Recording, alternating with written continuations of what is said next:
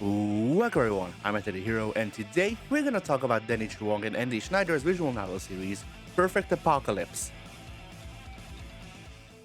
And since these games lack Wikipedia articles for the first time in series history, I'm the giant rat that makes all of the rules. the games are published between October of 2019 and May of 2021, albeit out of order on Steam, with the second game in the series, Purrgatory Furever, coming first.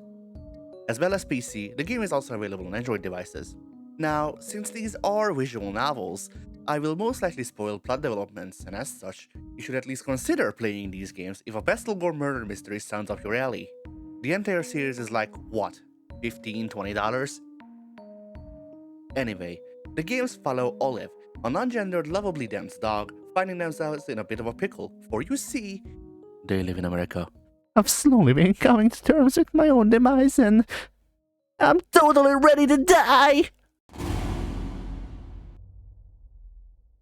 Olive must now find a way to survive, or at least fulfill their life's wish of finding love. Such is the premise of Love at First Bite, the inaugural installment of this series.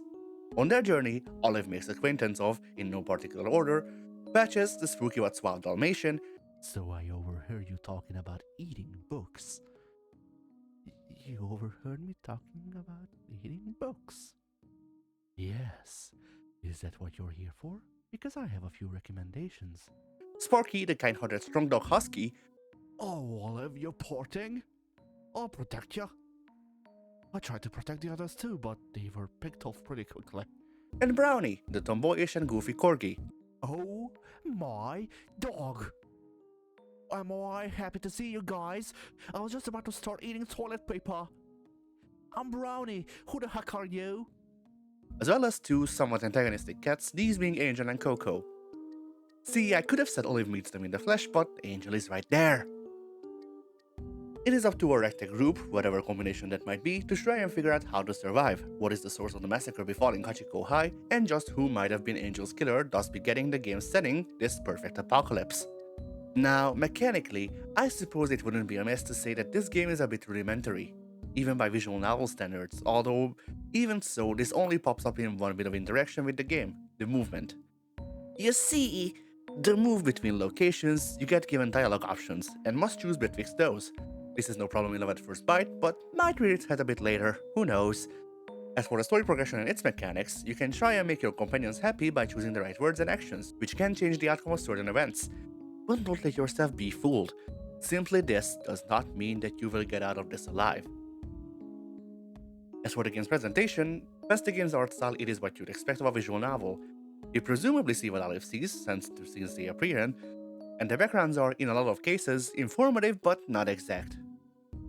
Once you've uncovered the game's mystery, which is that Patches is the one that murdered Angel, you can get to work on, ironically enough, patching things up with Angel and Coco and making sure Patches gets his due, thus setting up the second game.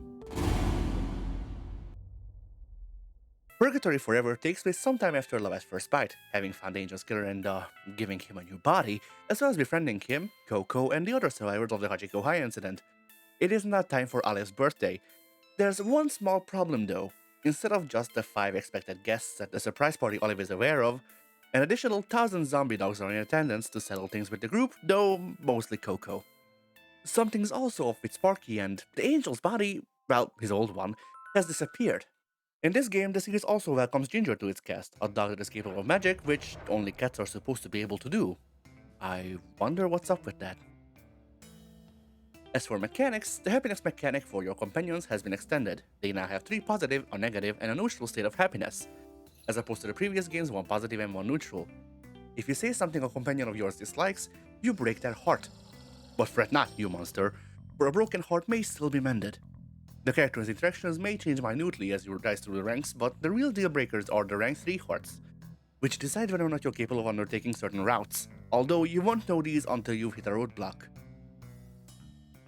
I quite like this change as it gave an explicit gameplay incentive to maxing out your relationship with the characters, as well as make it obvious that you can't max everyone out in one go, thus also incentivizing repeat playthroughs. Other change between Love at First Bite and Purrgatory Furever is in the presentation. Whilst First Bite follows the usual visual novel presentation, Purrgatory Furever instead opts to make the character portraits exactly just that, while the backgrounds are replaced by isometric view drawings depicting not just the surroundings but the placement of characters enclosed within, so it is easier to understand what exactly is going on spatially. Once Patches and Angel have finalized their switcheroo, and you get the best line in the series, Why do we have to be Okay. This is... Let's unpack this sentence, shall we? it is time for us to move on to the last game.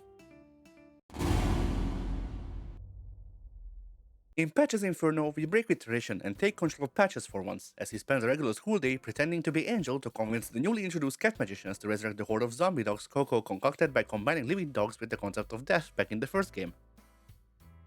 Of course, one big change is the aforementioned POV change from following Olive to Patches, yet that is but the beginning.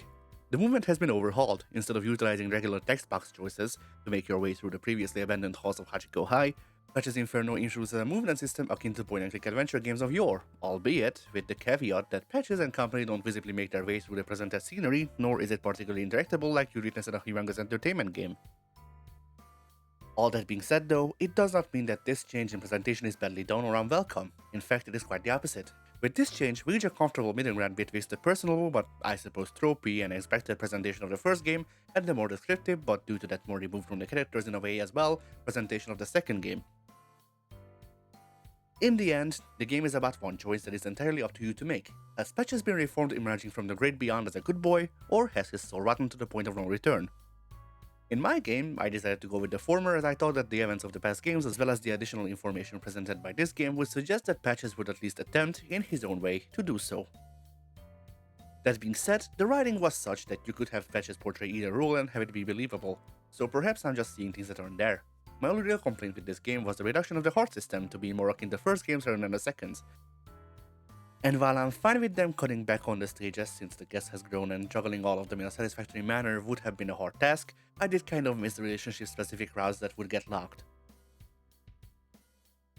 Now, to get into the weeds with things, Purrfect Apawcalypse works best as one cohesive story, which is also why we're doing things the way we are today. Whilst the first game works as a standalone experience as well, and the latter games do try to onboard people somewhat, they still expect you to know the characters and plot developments to some extent. And since that is the case, I figured it would be fair for us to really talk about how I feel about them as one unit rather than go through them piece by piece and suffer needless repetition. The entire scenario of the series is an interesting one thematically, as it is in so many ways about revenge and forgiveness. Of course, this is not obvious immediately, as despite at least to me initially giving off an air of your run-of-the-mill quirky dating sim, the games are actually sort of whodunit puzzle games, with much more emphasis on the puzzles in the later games, and by puzzles, I of course mean basic human interaction. The only real cosmic horror known to us. Purrfect Apawcalypse is a character-driven story.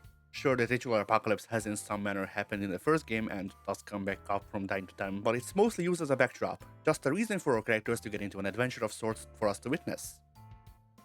The real interesting part of the series, however, is in the characters' relationships.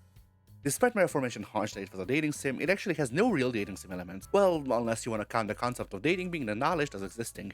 But despite that, you get to see these over-exaggerated cartoon characters grow as people, and you get to see not just how their bonds are, but how they interact with them. The entire third game is dedicated to relationship, its nature and in some sense consequences, between Patches and Olive, as set up by the first game. Of course, Patches and Angel's relationship is also explored some more than in the previous games, but it is mainly there to accentuate the differences between it and Patches' relationship with Olive, at least in my opinion. The other characters also have their own relationships, although they tend to be less explored than their relationships with Olive, but I personally can excuse that some, since Olive is the protagonist of the series after all.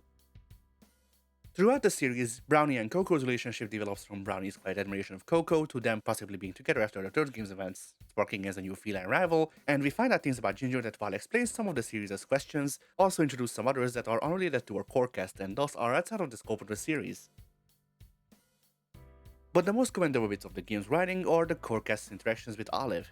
Not only did I find them to be an enjoyable and believable friend group, but their dynamics also adjust depending on when and where in the timeline we are, instead of just being assigned a static archetype and rigidly aligning to those all through the series.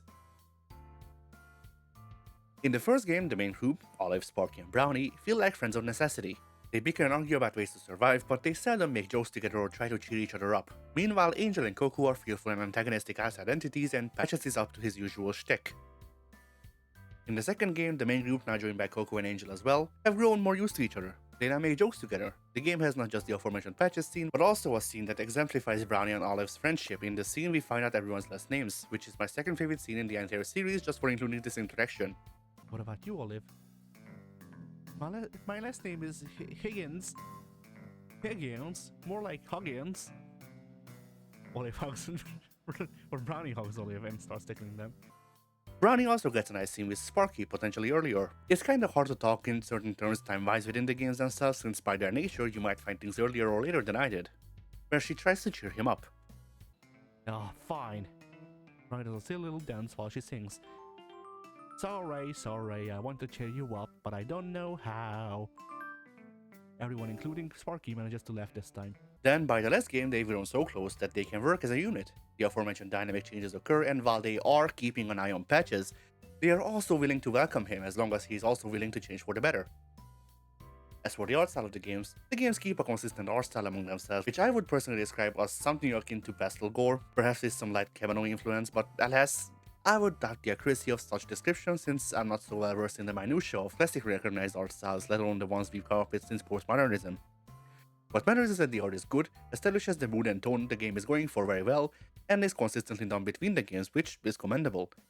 As for the music, while I'm not likely to put on my Purrfect Apawcalypse official soundtrack vinyl anytime soon, that's definitely a me thing since I don't really listen to any video game soundtracks outside of where they naturally occur, aside from Deep Breath original version and Call Your Night.